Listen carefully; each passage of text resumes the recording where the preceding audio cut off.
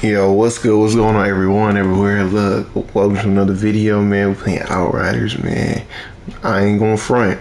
The Worldslayer DLC is amazing, man. It's really fun right now. Really fun. I'm really excited to bring you this build, okay? Because I'm about to try the anomaly power stuff. Firepower, the only way to go up from here is just to get the last apocalypse gears with the same mods that I have currently and just add a couple mods, which I'm gonna get to later in the video, okay? But let me show you this build, okay? We got Fatal Symbiote, you know, Devastator, Fatal Symbiote, just go hand in hand, honestly. Dark Sacrifice, Ultimate Damage Link, and this one I was fortunate enough to get Bone Shrapnel on as well. Now, some other perks I would recommend for you to get. Let me come over here. Okay. For that third slot, definitely have Ultimate Damage Link and Dark Sacrifice, and just be cautious when you use the Ultimate Damage Link, because sometimes, yes, hitting the main boss enemy is really good, but sometimes it still glitches in the sense of if you hit an ad for, like, let's say 400,000, if the boss is next to the ad, the boss could hit potentially 800,000, so it's going to do more damage to the surrounding enemies than it will the actual enemy that you're hitting. So definitely keep that in mind. But another well, a couple other perks that you want to go ahead and try to aim for the apocalypse bonus perk down there would be Embalmer's Rage. Hopefully, if you're fortunate enough to get that. Concentration Blast isn't bad. I would say, where is it? Body Snatcher is actually pretty good, just to, you're constantly always having more enemies come, you know, at you. Fortress, come on now, it's a staple. And Kinetic Stomp is also really good to have. Okay. Now, Killing Spree is something else that would just take this build to a whole nother level. It's absolutely insane if you have Killing Spree on this as well. That will be your third one that you want to get. So if you're fortunate to get Ultimate Damage Link and Killing Spree and Dark Sacrifice all together, my goodness, that is absolutely insane. And then for the second weapon right here, actually I have the Guillotine. It's just so I can have the Radiation Splash perk and Moaning Winds proc at the same time. Moaning Winds just for some additional damage. Radiation Splash so I can get that vulnerable status effect inflicted on potentially the boss I'm trying to face and deal some nice hefty damage as well. Now I'm gonna go through what will be some ideal perks for the apocalypse tiers at the bottom. Actually, I really don't have much, and I'm not gonna front. You can see in the live stream, you can see when I did the video before this where I did a full run of the new trials for Outriders here, and I was wrecking. It does so much damage, it's so insane, and it's not even, you know, leveled up all the way like that, so just keep that in mind. But Ivory and Bone, you're going to use both perks, so might as well just go ahead and have this. You mainly want to have bonus firepower, close range damage, and status power would be your more ideal 3 perks, but you can definitely have Healing Receive for more survivability and cooldown reduction, you know, get your skills back and whatnot. That always helps. But as you see, I have pretty much status power and Healing Receive.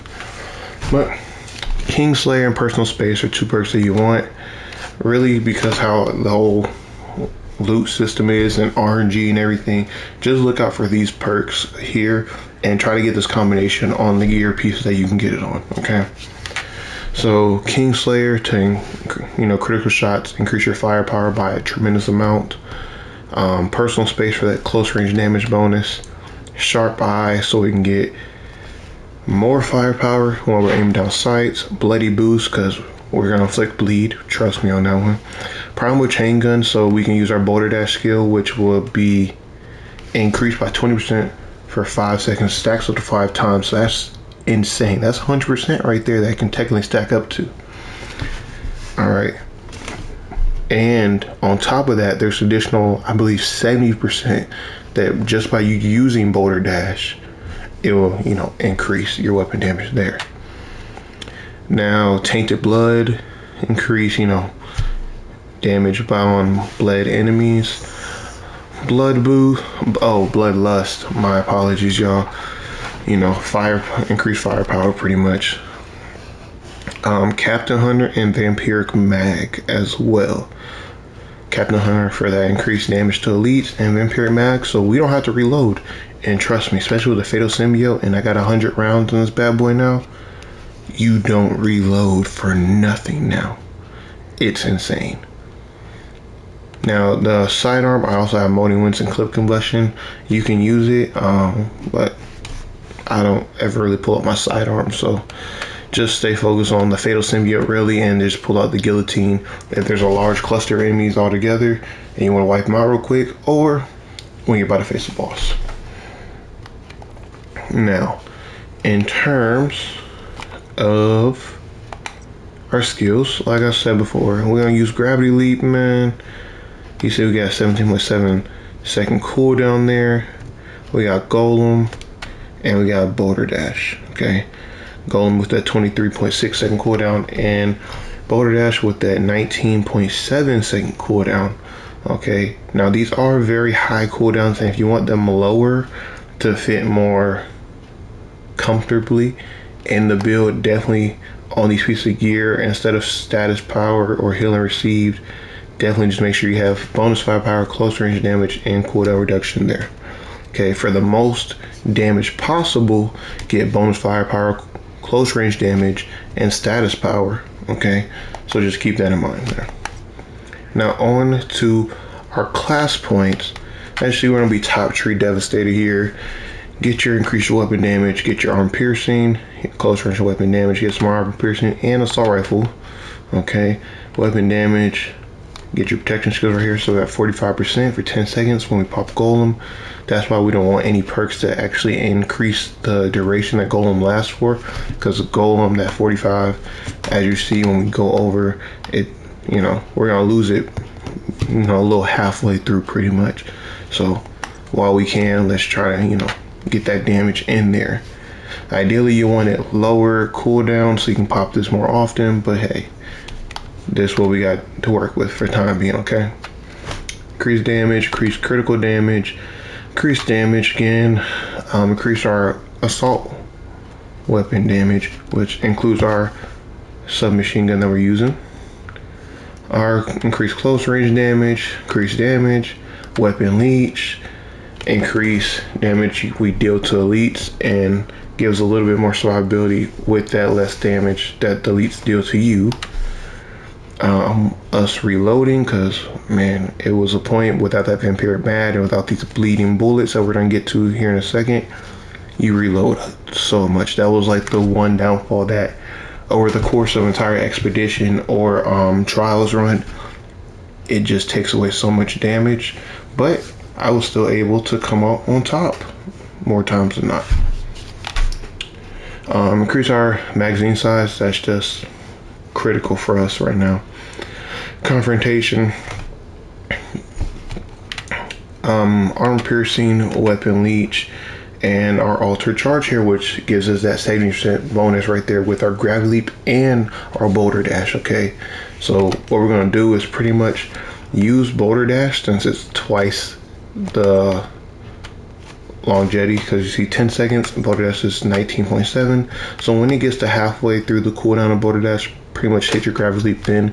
Ideally you want to hit boulder dash first, just because if you look over here on the build for that primal chain gun perk from the death proof leg armor, you get 20% damage increase on top of the already numerous damage increase that we have already. Okay, so definitely take that into consideration when you are, you know, having those boss fights or whatever. Okay, now in terms of our PAX points, we're going to be top tree again. Go get your increased weapon damage and magazine size, weapon leech, because trust me, one of the downfalls is survivability of this build. It's not all the way there just because the weapon leech was very low. So the fact that we can get weapon leech here makes this build a whole lot more survivable. As you see, even in going through the story and the campaign of the new DLC, once I got this perk, it helped me tremendously. I'll still go down occasionally just because some of the enemies, you know, they hit you all at once and you just drop regardless. So hey, but definitely in fighting bosses, you'll see I'll just tag them and be done. Okay, we're gonna increase our weapon damage right here,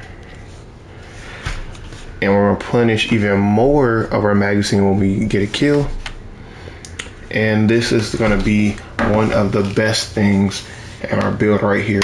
Your shots inflict bleed. Oh my goodness. The Strange Surgeon, man. Yo. The fact that our shots now inflict bleed, it just helps incredibly so. It gets our, you know, our boost when we deal enemies with bleed damage. It helps us reload, so it helps us keep ammo in our magazine so we don't have to reload and waste that precious time there. Because as a Devastator, we ain't got no special builds like all these other classes, but we gonna make do regardless. And then we might as well just go ahead and put Overwhelming Force as well. Okay, you know, protection skill is active. Get a little seismic impulse equal to our armor, and because we are using Golem, our armor gets dramatically increased whenever we pop it, so it just helps out right there. It's similar to the bleeding impulse that I used to use on my previous build, but instead of you inflicting bleed every 2 seconds, you're just doing straight up damage comparative to your armor.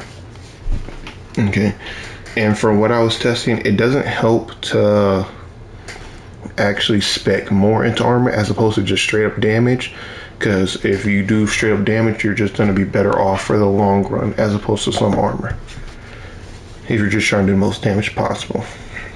That is.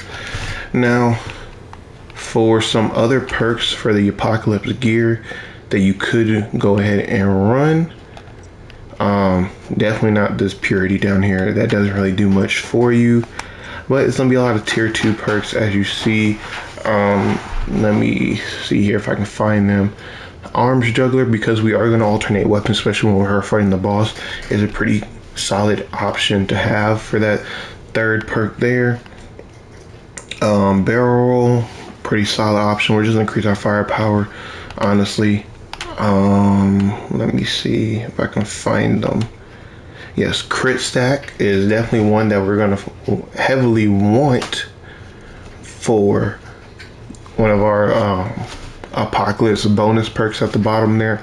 That's the only one that you want to look out for. Okay, and if you have one of the perks already mentioned in my base set of the armor and one of the Apocalypse perks, then you can definitely use Crit Stack as the filler to finish, well, to help finish out this. The Dum Dum Bullets to increase assault weapon damage, that increase our submachine gun, so that's gonna help tremendously there. Sorry, I'm trying to find all these right quick. Even increase our magazine size does help, so that can help us there. Trying to find them, because I just went through these not too long ago.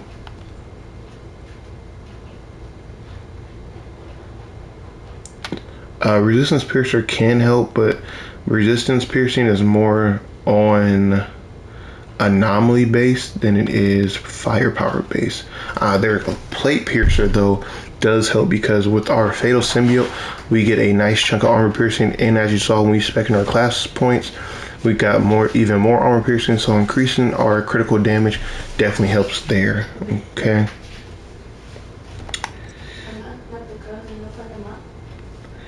Now in terms of right here, Anomaly Echo is another one that we can definitely go ahead and utilize.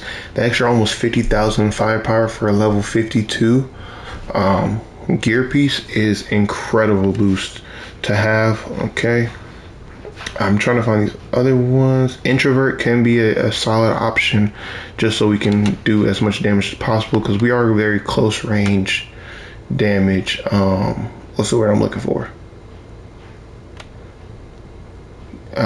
Geared towards, or essentially just focused primarily on close range damage. Any long range damage, we're not going to do enough damage for that. I mean, it would be decent at best, but it's not anything phenomenal.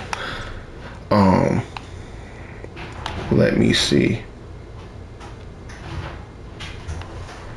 And stand tall, and the one that you're just moving from out of cover as well.